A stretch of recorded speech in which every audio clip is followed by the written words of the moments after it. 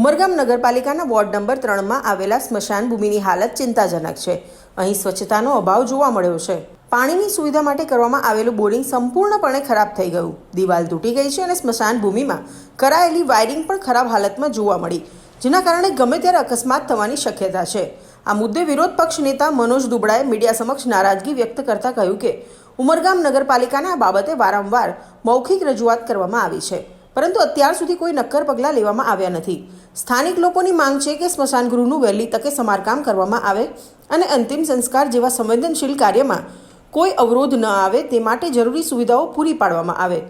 વિરોધ પક્ષ નેતાએ એ પણ આક્ષેપ કર્યો કે ઉમરગામ નગરપાલિકા દ્વારા 2019માં બનાવવામાં આવેલ કરોડો રૂપિયાના ખર્ચે બનાવેલ આ સ્મશાન ભૂમિનું કોઈ દેખરેખ રાખવામાં આવતી નથી.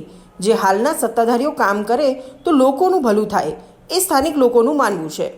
વિજય રાઠોડ, ઉમરગામ. આ સ્મશાન ભૂમિ ઉમરગામ નગરપાલિકામાં પીઠાફળિયામાં આવેલી છે.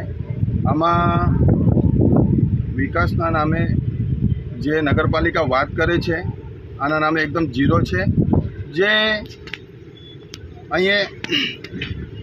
અહીંના સ્થાનિક લોકોની જે માંગ છે, જેમ કે આ સાફ સફાઈ ને જેવી રીતે કે અહીંયા તમે અંદર જશો તો તમે જોશો કે ઝાડ જંગલ અંદર તમામ ગંદકી કચરાપટ્ટી છે એકદમ. આને નગરપાલિકાને વારંવાર રજૂઆત કરવામાં આવી છે એસઆઈ દ્વારા. એ પછી બી નગરપાલિકાએ એના ઉપર કંઈ બી પગલો ઉચક્યો નથી હજુ સુધી. આ નગરપાલિકાને શરમ લાગવું જોઈએ કે આવો તમે કરોડો રૂપિયા ખર્ચો કરીને જે કામ કરો એ પછી તમે એને દેખરેખમાં નહીં રાખતા.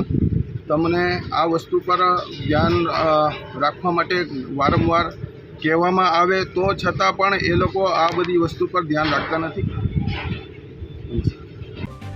જો તમે આ વિડીયો ફેસબુક પર જોઈ રહ્યા છો તો લાઈક અને ફોલો કરો, અને યુટ્યુબ પર જોઈ રહ્યા છો તો અમારી ચેનલને સબસ્ક્રાઈબ કરો.